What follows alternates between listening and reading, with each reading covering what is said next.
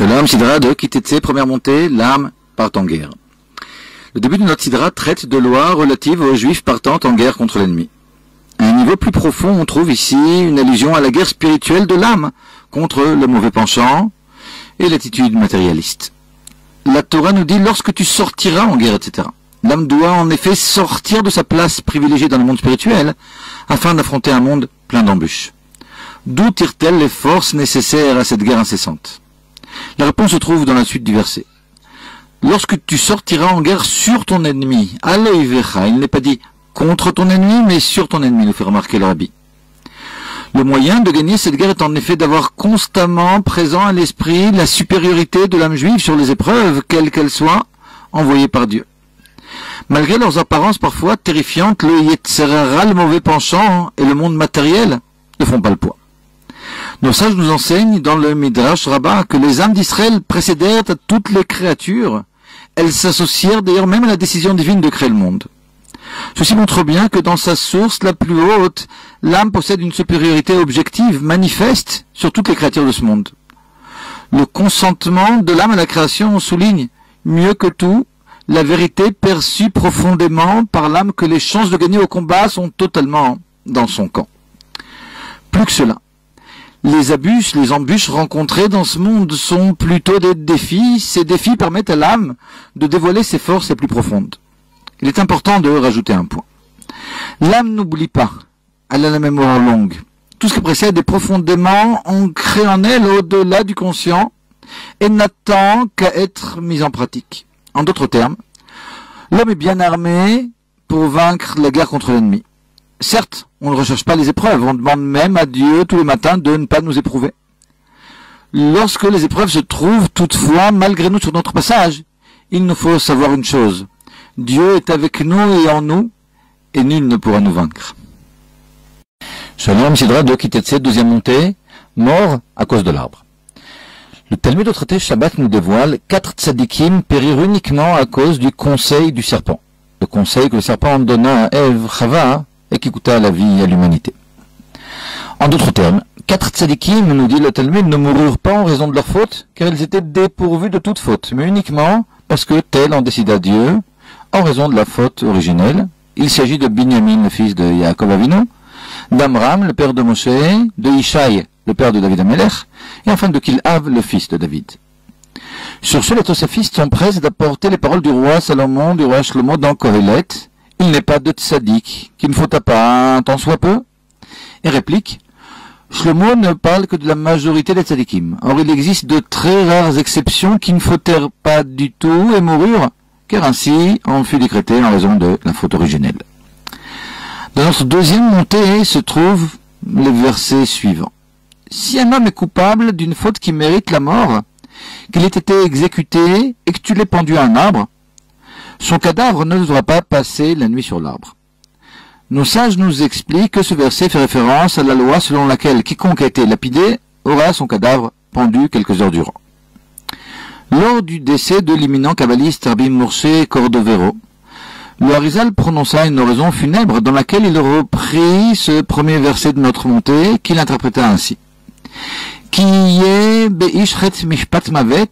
On ne traduira pas lorsque l'homme sera coupable d'une faute qui mérite la mort, mais lorsqu'un homme sera tel qu'aucune chose ne pourra justifier sa mort, parce que le mot chet qui signifie faute, signifie aussi absence de. Donc quand il y aura une absence de raison pour sa mort, vehumat, et qu'il subira toutefois la mort, vetalita otol et, alors ici on ne traduira pas tu le pendras à un arbre, mais tu conditionneras la mort de cet homme à l'arbre. Soit tu comprendras que sa mort ne fut pas le résultat d'une faute qu'il aurait commise, mais uniquement de l'arbre originel, et puis de la décision de Dieu d'amener la mort à l'humanité.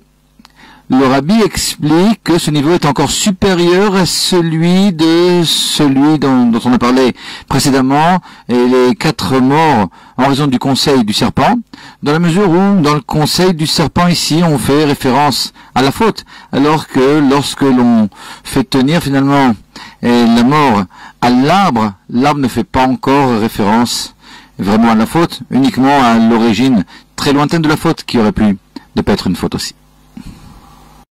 Shalom, Sidra de Kitetse, troisième montée, le paravent et ses enseignements. On rencontre dans notre troisième montée un verset duquel sont tirés de nombreux enseignements. Lorsque tu construiras une maison, tu veilleras à faire un parapet au toit, afin que n'en tombe pas celui qui en tombe. Nos sages relèvent la redondance que n'en tombe pas celui qui en tombe et expliquent qu'en réalité, celui qui devait en tomber est appelé ici celui qui en tombe, car il en tombera assurément. La Torah exige juste que l'on fasse un parapet afin de ne pas être porté responsable de cette mort tragique. En effet, Dieu fait se produire les bonnes choses par les personnes bonnes et les dures épreuves par les méchants. La Chassidoute fournit un autre enseignement basé sur ce verset. Le toit en droit élevé symbolise orgueil et vanité. L'injonction de faire un parapet au toit signifie mettre un arrêt à cet orgueil, et ce, afin que n'en tombe pas celui qui en tombe, afin d'éviter des chutes spirituelles, l'orgueil étant à l'origine de toutes les chutes et de toutes les fautes. On se cache parfois derrière des prétendues considérations d'honneur de la Torah pour laisser libre cours à notre propre orgueil. C'est pourquoi le toit du Beth Amikdash était lui aussi doté d'un paravent.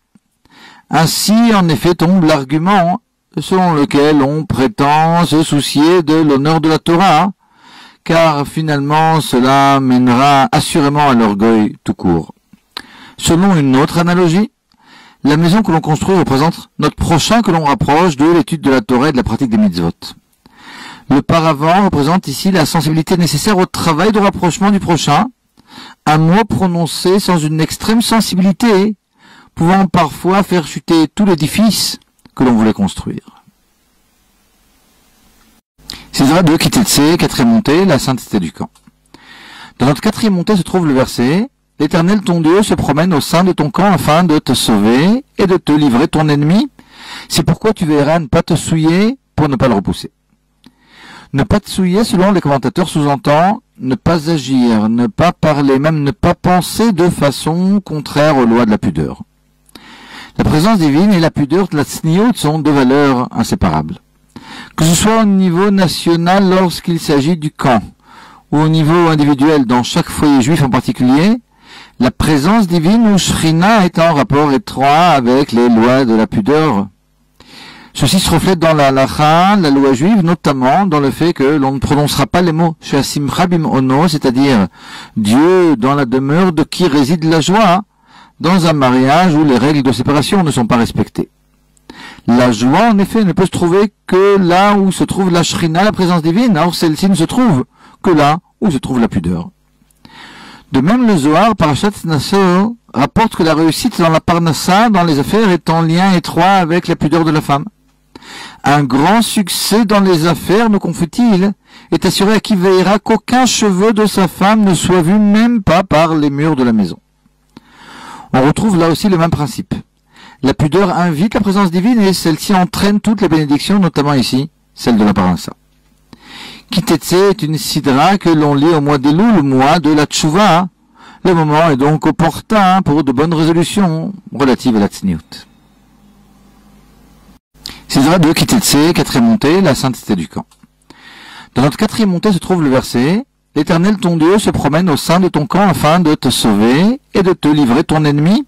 C'est pourquoi tu veilleras à ne pas te souiller pour ne pas le repousser. » Ne pas te souiller, selon les commentateurs, sous-entend ne pas agir, ne pas parler, même ne pas penser de façon contraire aux lois de la pudeur.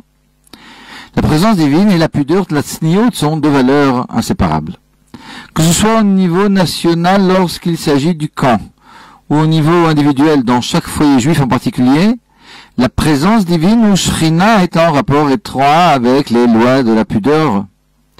Ceci se reflète dans la halacha, la loi juive, notamment dans le fait que l'on ne prononcera pas les mots Sheasimcha bim'ono, c'est-à-dire Dieu dans la demeure de qui réside la joie, dans un mariage où les règles de séparation ne sont pas respectées. La joie, en effet, ne peut se trouver que là où se trouve la Shrina, la présence divine, or celle-ci ne se trouve que là où se trouve la pudeur.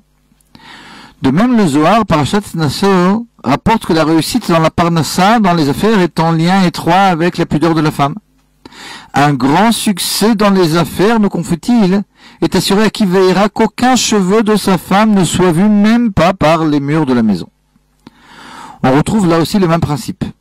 La pudeur invite la présence divine et celle-ci entraîne toutes les bénédictions, notamment ici, celle de la parnassa. Kitetse est une sidra que l'on lit au mois d'Elul, le mois de la Tchouva. Le moment est donc opportun pour de bonnes résolutions relatives à la Tzniut. Shalom Kitetse, cinquième montée. Peut-on divorcer de Dieu? Certaines lois du mariage ainsi que les lois du divorce apparaissent en grande ligne dans notre sidra. La halakha interdit le mariage avec une femme dont on a déjà a priori l'intention de divorcer. D'une part car ceci est considéré comme une infidélité et une trahison. D'autre part car le but du mariage est de transformer deux êtres en une chair. Or si le mari compte divorcer, l'union n'est déjà a priori pas totale. On sait que le don de la Torah est considéré comme un mariage entre Dieu et la Kala, le peuple d'Israël. La question se pose alors, comment Dieu peut-il nous épouser? Comment put-il nous épouser? Alors qu'il savait pertinemment que l'on fauterait et qu'il devrait nous répudier, soit nous envoyer en exil. Il est vrai qu'ici nous avons le libre arbitre de ne pas fauter, alors ceci ne résout pas le problème, dans la mesure où Dieu sait a priori, même ce que l'on décidera de faire, par notre libre arbitre. La question reste alors, comment, dans ces tristes circonstances, Dieu put-il donner la Torah au peuple d'Israël, soit l'épouser? La vérité est qu'en réalité, non seulement Dieu n'avait pas l'intention de répudier la mariée, Israël, mais il ne la répudia pas. Le prophète Isaïe, au chapitre 50, le prophète Ishaïa, rapporte d'ailleurs la question posée par Dieu, où se trouve l'acte de divorce? Soit il n'y eut jamais de divorce. La galoute, l'exil considéré comme un divorce, s'avérera avoir été en réalité un mauvais rêve, où l'on croyait que Dieu nous avait abandonnés alors qu'il était là, toujours plus près mais se cachait, pour nous donner la possibilité de partir à sa recherche. Bientôt les retrouvailles, lors de la très prochaine Géoula. Sidra de Kitetse, sixième montée, la faute de Myriam. La sixième montée de notre Sidra est courte, mais elle traite de nombreux sujets, parmi lesquels la Tsarat, plaie aujourd'hui disparue, est mal traduite par lèpre. La Torah nous met en garde de respecter scrupuleusement les lois relatives à l'apparition de cette plaie, comme notamment, comme l'explique Rashi, celle interdisant d'arracher le cheveu rendant une plaie impure. Puis la Torah aborde un autre sujet, le devoir de se souvenir de ce que Dieu fit à Myriam, alors que nous étions en route lors de la sortie d'Égypte. Il s'agit évidemment de la Tsarat dont elle fut frappée pour avoir parlé de son frère Moshe, d'où le rapport avec le sujet précédent. La Torah aborde la faute de Myriam à la Sidra de Béalotra. En raison de son extrême sainteté, Moshe se sépare de sa femme Tzipora. Myriam connaît évidemment la sainteté de son frère Moshe, elle a cependant une peine immense pour sa belle-sœur Tzipora et ne comprend pas les motifs de Moshe. Elle s'entretient alors de tout cela avec Aaron, et c'est alors que Dieu convoque Moshe, Aaron et Myriam, et punit cette dernière de la Tsarat pour sa médisance. Le Rabbi, dans une de ses sirotes relatives à la faute des explorateurs, s'interroge sur la faute précise de Myriam qui n'avait aucunement l'intention de médire, et il explique que la faute était uniquement de s'être concertée avec Aaron plutôt que de se concerter discrètement avec Moshe Rabbeinu lui-même. C'est de plus une mauvaise évaluation de la grandeur de Moshe Rabbeinu qui l'induit en erreur.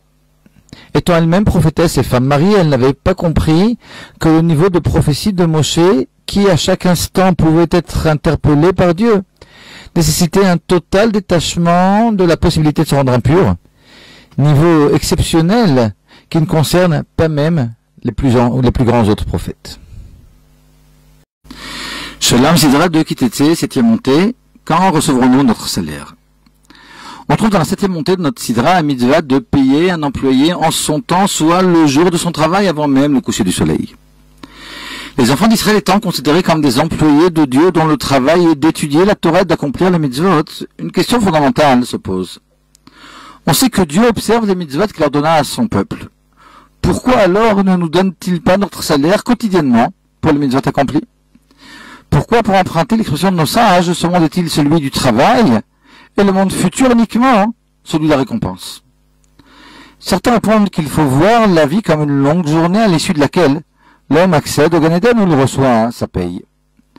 Or, cette réponse est problématique car la récompense pour les mitzvot ne sera véritablement reçue que lors de la résurrection des morts, pas au Gan Eden après 120 ans, mais bien plus tard. Il y a même des morts qui l'attendent de cette récompense depuis des milliers d'années. Le salaire du Gan Eden reçu après la mort concerne plus particulièrement l'étude de la Torah, plus que la pratique des mitzvot. La réponse donc à la question, à savoir pourquoi ne percevons-nous pas notre salaire à la fin de notre journée de travail, est la suivante. La mitzvah selon laquelle il faut impérativement payer son employé avant la nuit concerne un employé à l'heure ou à la journée. Or, le travail des enfants d'Israël est tout autre. Le projet est ici de transformer ce monde-ci en une demeure pour Dieu, travail similaire au travail de construction d'une maison. Ce travail de longue haleine, étalé sur 6000 ans, concerne tous les enfants d'Israël et la paye pour un tel travail n'est donnée qu'à la livraison. En attendant, le flux de bénédictions donné par Dieu n'est pas à voir comme un salaire, mais plutôt comme le souci d'un bon employeur du bien-être de ses employés. En attendant, la Géoula est donc la récompense.